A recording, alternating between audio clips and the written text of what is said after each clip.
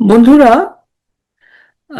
আমরা সবাই জানি আন্তর্জাতিক অপরাধ ট্রাইব্যুনালে বিচার হচ্ছে আমাদের দেশের বীর মুক্তিযোদ্ধাদের আহ, বিচার হচ্ছে, মুক্তিযোদ্ধাদের পক্ষের মানুষরাদের বিচার হচ্ছে। বিশেষ করে মুক্তিযোদ্ধাদেরকেই টার্গেট করা হচ্ছে। শেখ হাসিনা আসাদুজ্জামান খান কামালের রায় দিয়ে দিয়েছে, ফাঁসির রায়। উম, একজনের এখন হাসানুল হক ইনু। আজকে হাসানুল হক ইনুর একটা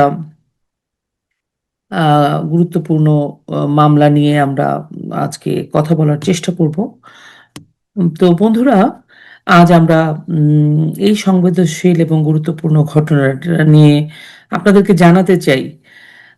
আন্তর্জাতিক অপরাধ ট্রাইব্যুনাল 2 মামলা নাম্বার 3/2025 আমাদের জাতীয় বীর জাসদ সভাপতি হাসানুল হক ইনুকে অভিযুক্ত করেছে। 2রা নভেম্বর 2025 তারিখে আদালত তার অব্যাহতির আবেদন প্রত্যাখ্যান করেছে। আগামীকাল 30শে নভেম্বর থেকে এই বিচার কাজ শুরু হবে। আমাদের মনে রাখতে হবে, আদালতের এই আদেশ নাম্বার 6, যা হাসানুল হক ইনুর সহকর্মীর প্রকাশ করেছে, এটি শুধু বিচার নয়, বরং প্রসিকিউশনের ইচ্ছার প্রতিফলন। বাংলাদেশের সংবিধান অনুযায়ী দেশীয় আইন, আন্তর্জাতিক আইন, সাধারণ যুক্তি সবই উপেক্ষা করা হয়েছে এবং প্রসিকিউশনের দাবির উপর ভিত্তি করেই এই সিদ্ধান্ত নেওয়া হয়েছে যে বিচারের কাজ শুরু হবে। হাসানুল হক ইনুর অব্যাহতির আবেদনের মূল বিষয়গুলো কি ছিল? অব্যাহতির আবেদন করেছিল তো হাসানুল হক ইনুর আইনজীবীরা। তো মূল বিষয়গুলো কি ছিল, কি বিষয়, কি নিয়ে তারা দাবি করেছিল, কি কি যুক্তি উপস্থাপন করেছিল যে বিচারটা আসলে এই এই মামলা থেকে হাসানুল হক ইনুকে অব্যাহতি দেওয়া হোক?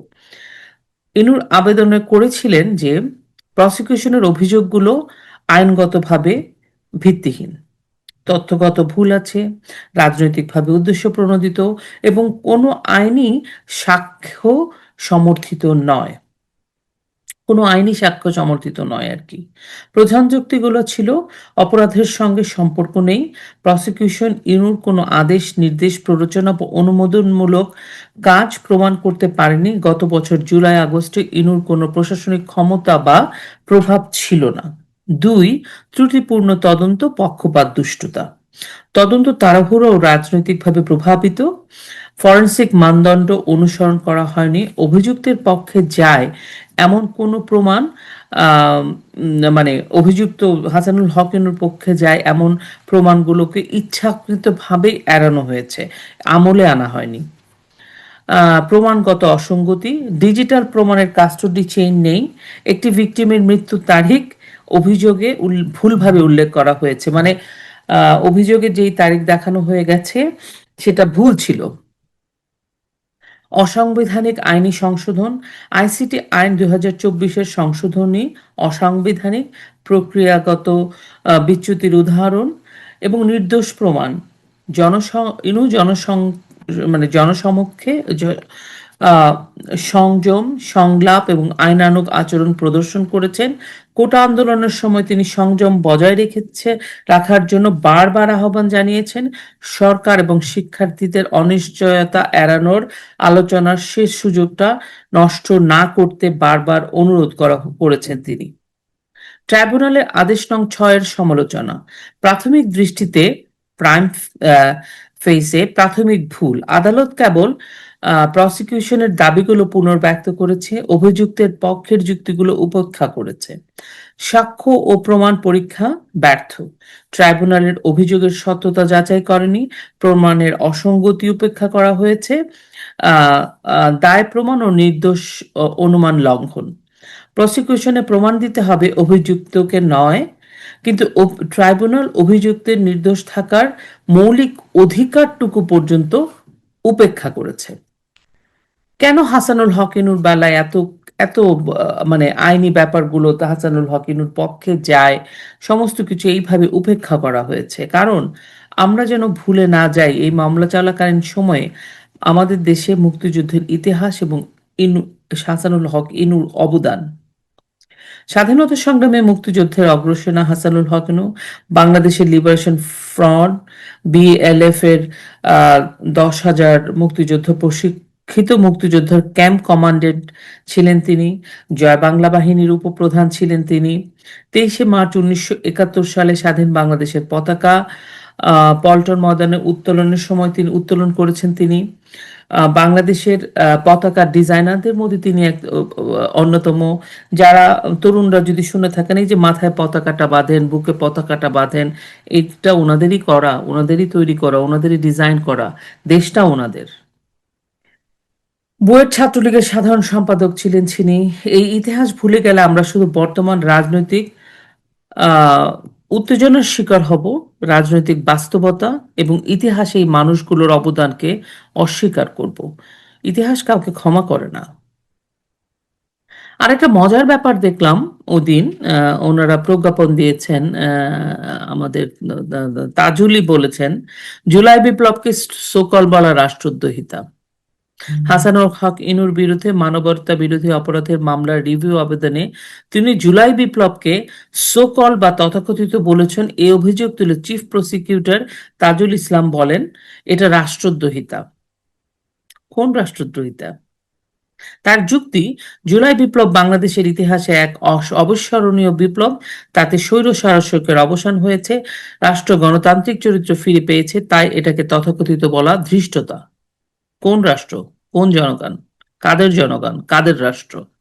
কোথায় সংবিধান? কোথায় আইন? কোথায় বিচার? সময় বলে দেবে।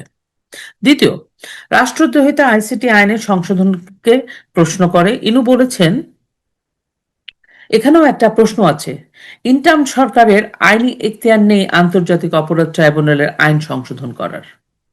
ওনার কি আইন আইন মানে কিসের ভিত্তিতে এই আইনগুলো ওনারা সংশোধন করে বিচার প্রক্রিয়া শুরু করছেন? এই কথাটা বলছে ইনু নাকি বলেছেন ইন্টারিম সরকারের আইনি এখতিয়ার নেই আন্তর্জাতিক অপরাধ ট্রাইব্যুনালের আইন সংশোধন করার। প্রসিকিউটর বলেছেন এটাও নাকি রাষ্ট্রদ্রোহিতা। তার ভাষায় এই সরকার জনগণের অভিপ্রায়ের প্রতিনিধি, তাই ক্ষমতা সম্পন্ন, এটাকে অবৈধ বলাও রাষ্ট্রদ্রোহিতা। মানে আপনি মুখ থেকে কোনো কথাও বলতে পারবেন না, সেটাও যা বলবেন সেটাই রাষ্ট্রদ্রোহিতা। এখন দুটো প্রশ্ন। প্রথমত, জনগণের অভিপ্রায় তিনি জানলেন কেমন করে? তাজুল ইসলাম জানলেন কিভাবে? জনগণ কি তাদের ভোট দিয়েছে? মাস পিটিশন আছে? গোপন ব্যালটে মোহাম্মদ ইউনুসকে নির্বাচিত করেছে? কোন জনগণ? রাষ্ট্রদ্রোহিতা। রাষ্ট্রদ্রোহিতা বলতে আসলে কি বোঝায়? এটাকে রাজনৈতিক সমালোচনা বন্ধ করার হাতিয়ার? মানে রাজনৈতিক কোনো সমালোচনা করা যাবে না, সমালোচনা করলেই রাষ্ট্রদ্রোহিতা?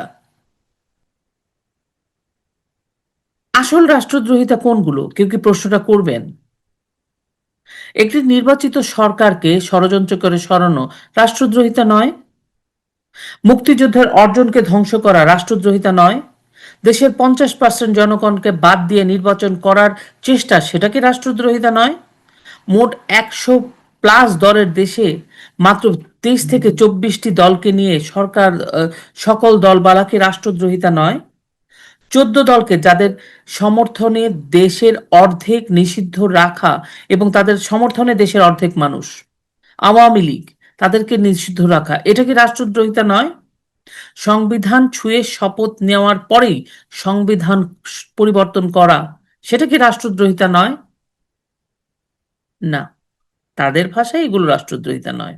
কারণ অলমাইটি পাওয়ার তাদের হাতে।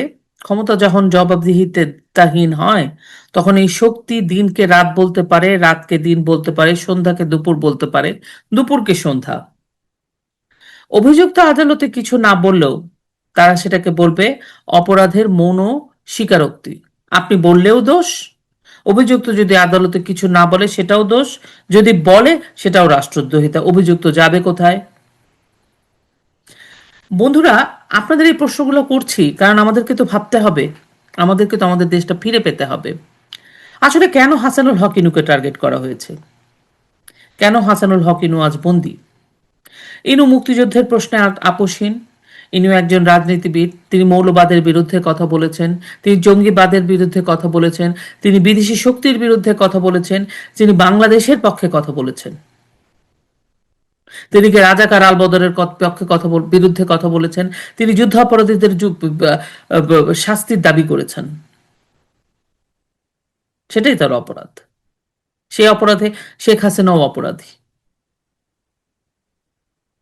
বিএনপি জামাত আসলে ইনুকে ঘৃণা করে, কারণ হাসানুল হক ইনু ছিলেন এই সমস্ত যে পয়েন্টগুলো বললাম সবচাইতে প্রখর সমালোচক।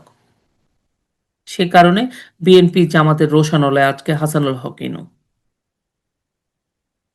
ইন্টারিম গভর্নমেন্ট, ইউনুস গভর্নমেন্ট এই শত্রুতাকে কাজে লাগাচ্ছে।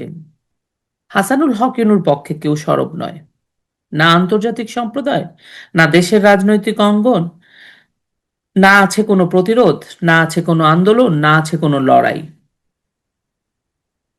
সুতরাং ধরেই নেওয়া যায় প্রতিশোধ নেওয়াটা তাদের জন্য সুবিধা হয়ে যাবে। তারা এভাবে হাতছাড়া করবেন কেন? আর হাসানুল হক ইনু হচ্ছেন সেই মানুষ যিনি আসলে নিজে আহ, জেলখানায় আছেন, দেশে থেকে জেলে চলে গেছেন। আজকে তার বিচার করা সহজ। আমরা শুনতে পাচ্ছি জেলে আছেন আমির হোসেন আমু, রাশেদ খান মেনন, তারপরে শাহরিয়ার কবির, তারপরে আমাদের মানিক স্যার জাজ, মুক্তিযোদ্ধা, সব মুক্তিযোদ্ধা। ওনাদেরকেও বিচার এরকম দ্রুত দ্রুত বিচার হবে, আইন হবে। আজ যে বিচার চলছে, ইটস নট জাস্টিস অ্যাকচুয়ালি। এটি একটি পরিকল্পিত রাজনৈতিক প্রশাসন। শেখ হাসিনাকে ফিরিয়ে আনার কূটনৈতিক পথ বন্ধ বুঝে তারা এখন হাসানুল হকিনুর কেসটাকে সামনে এনে দ্রুত বিচার করছে। কারণ হাসানুল হকিনুর প্রতি পক্ষে আসলে সেরকম ভাবে কেউ বলছে না কথা। হয়তো বলবে, হয়তো বিচার প্রক্রিয়া শেষ হবে, রায় হবে, হয়তো আলোচনা হবে। কিন্তু আমার মনে হয় আমাদের দেশের মুক্তিযুদ্ধের পক্ষের মুক্তিযোদ্ধারা যারাই এই রাজনৈতিক আক্রোশের শিকার হচ্ছেন, রাজনৈতিক প্রতিহিংসার শিকার হচ্ছেন, প্রতি প্রহসনমূলক বিচারের সম্মুখীন হচ্ছেন, আমি শায়লা আহমেদ লোপা সবার কথা বলবো। আমি মুক্তিযুদ্ধের কথা বলবো, আমি মুক্তিযোদ্ধাদের কথা বলবো, আমি বাংলাদেশের কথা বলবো, আমি মুক্তিযোদ্ধা বাংলাদেশ এই মুহূর্তে আমাদের সাথে যারা দাঁড়িয়ে আছে, আমি কোনো এই মুহূর্তে আমাদের পক্ষের ভিতরে আমি কোনো দল দেখব না। আমি একটা শেখ হাসিনার একটা ভাষণ শুনছিলাম এই ৩-৪ মাস আগে। উনি বলেছিলেন, আম, উনি কিন্তু এই বিভেদটা করেন না। উনি কিন্তু মুক্তিযুদ্ধের পক্ষের মানুষদের চেনেন। মুক্তিযুদ্ধ এই জন্য উনি ওনার যে ১৪ দল রাজনৈতিক শরিক দল সমস্ত মুক্তিযুদ্ধের পক্ষের মানুষ। উনি কিন্তু বলেছিলেন সবার খোঁজ নাও। উনি ওনার কর্মীদের বলছেন, আমি টিভিতে শুনছিলাম। আমিও বিভেদ করব না, কারণ এখন বিভেদ করার সময় না, নিজেদের মধ্যে বিভেদ করার সময় না। আমি সবার কথা বলবো, আমার সুযোগ আছে, আমি সবার কথা বলবো।